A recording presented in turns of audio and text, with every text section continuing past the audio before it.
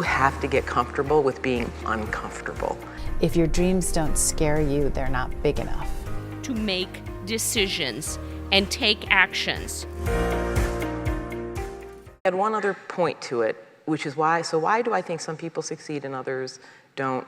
I'll tell a story I have told many times, I'll preface that, but it was from my own husband, and I think this is the root as well to why do people succeed or not. I was early in my career, maybe, have I told you that story? I don't even remember, 10 years or so in, and I had gotten a boss, a very good man who I was working for, and he said, I'm gonna get a new job, and I think you should take my job. And I said, oof, I don't think I'm ready for this. And he said, well, you gotta go to the interview. And I went to the interview, and the man said to me, you know, I want you to take the job. And I said, I don't think I'm ready for it. I don't know, I need to go home. I wanna think about it, and I wanna talk to my husband. He looked at me and said, okay. I went home that night. Same husband I still have, by the way, all these years. I wouldn't even say husband, people are like, which one or something, you know, same one. And he sits there and he's listening to me like he still to this day does, like this. And he looked at me and he said, do you think a man would have answered it that way? I said, no. I went back in the next day and I took the job. And he looked at me and he said, don't do that again. I said, I understand. But the story taught me something so much more profound, which I have repeated endlessly, and it's the other answer to Mark's question, which is, I would say growth and comfort, they will never coexist. And so you have to get comfortable with being uncomfortable. And I find it particularly true for many women, but it's true for men too. If I asked you to shut your eyes, as I say if you are not already sleeping, and say, you know, when did you grow the most in your career? And I will ask you, did you feel at risk? I mean, almost I bat 100% on this question. People will say yes. And I say it's true for people, it's true for companies, and I think it's true for countries. And it's a profound, simple thought, but it can make you, when you say, how do you keep going?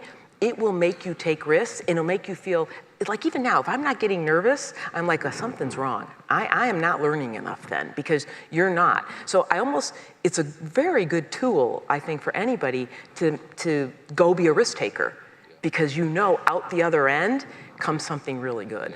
One of our former directors was speaking to a group of us, and she said that if you're given the opportunity to take a role that you feel like is a stretch role, when you're given that opportunity, simply say yes, and then go and tell your friend or your husband or your partner how nervous you are, because chances are that the person giving you the stretch role is as nervous about giving it to you as you are about receiving it. And I think it's really important, as each of us are challenged to take on new roles, to remember that it's natural to have doubts, but don't share them with the person that is giving you the role. Because most often you probably can do it too, even if you're nervous about it. Well, you know, I think a lot about this idea of taking risks, and I've reframed it in my career. As opposed to taking risks, it is about challenging myself. So my husband put this plaque on the wall that says, if your dreams don't scare you, they're not big enough.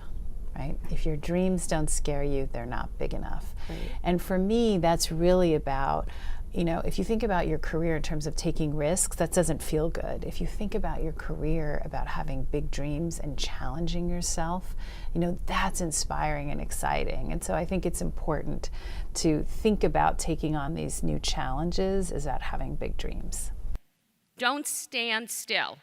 You can't beat the competition by standing still, and you can't be driven by caution all the time. It is extremely easy to be lulled into inaction. We are all facing an increasingly competitive global economy. You can't beat the competition by standing still. Indecision really is your enemy. I am actually baffled by how much time and effort is put into standing still. I call that motion, no progress. There are dozens of reasons not to do something, okay? And the easy things are often hardly worth doing. It's really the tough decisions, the game-changing decisions that generate the most return. That's true in both the smallest and the largest companies. It bears repeating. Some of Oracle's greatest competitive successes have come simultaneously from our willingness to take risk and from our competitors' inability to make decisions. And if you want to beat the competition and you want to advance your career personally, you need to make decisions and take actions. If you make decisions quickly and you make a mistake, you very well may have a chance to fix it. If you wait too long, I tell you, the decision will make itself and any change will be impossible.